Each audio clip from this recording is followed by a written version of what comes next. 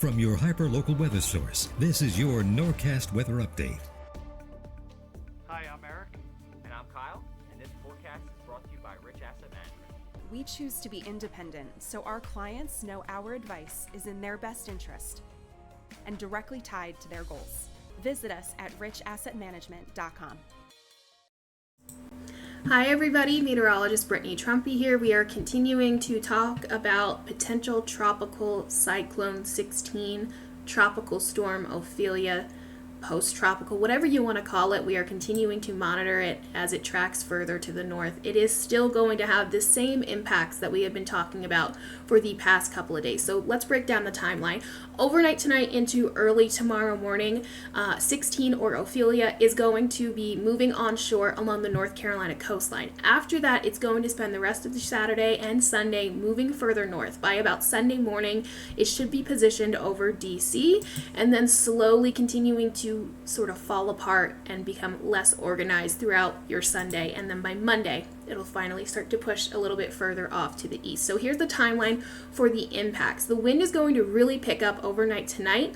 We're also going to start to see some scattered showers overnight tonight. Now between 5 a.m. and the whole first half of the day tomorrow, so from 5 to about 11, you're going to see the wind speeds really ramp up very quickly, but you're also going to see the rain intensify and become a lot more widespread. So what starts off as scattered showers quickly becomes more widespread heavy rain.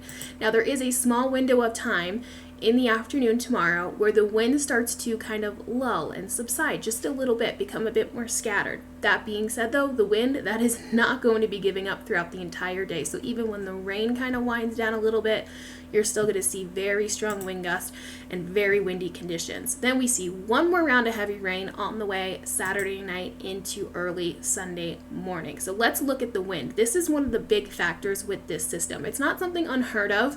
We have seen systems like this before, but really it's going to be how long the stronger wind speeds stick around. So you can see that already by about 5 a.m. tomorrow morning. We're seeing wind gusts upwards of almost 45 miles an hour along the coastline. Slowly, those stronger wind gusts work their way further inland. So by tomorrow afternoon, further inland, you're going to be seeing wind gusts upwards of 35 to 40 miles an hour. And then right along the coastline, you're looking at about maybe 50 to 55 mile an hour wind gusts. Sustained winds will be anywhere from about 20 to 30.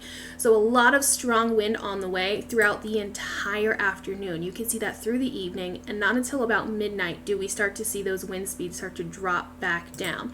And then even tomorrow or Sunday morning, you're still very windy out there. You can see that by 10 a.m. on Sunday morning, you're still seeing wind gusts upwards of 35 miles an hour further inland, and then down further to the south for portions of Cape May, Delaware, you're going to start to see things kind of wind down a little earlier.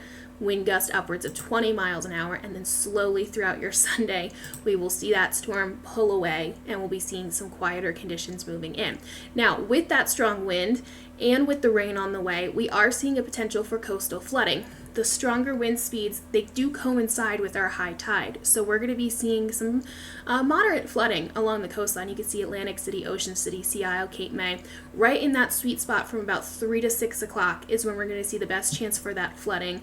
A little bit further inland, you can see there's still a minor risk for flooding due to the heavy rain, but really it's along the shore that you're going to be seeing the best chance for more impactful flooding. Looking forward to Sunday. Like I said, early on and pretty much throughout the entire day, you're still going to be seeing some pretty significant wind speeds. It's still going to be very gusty out there and breezy throughout the entire day. Early on, there's still a pretty decent rain chance.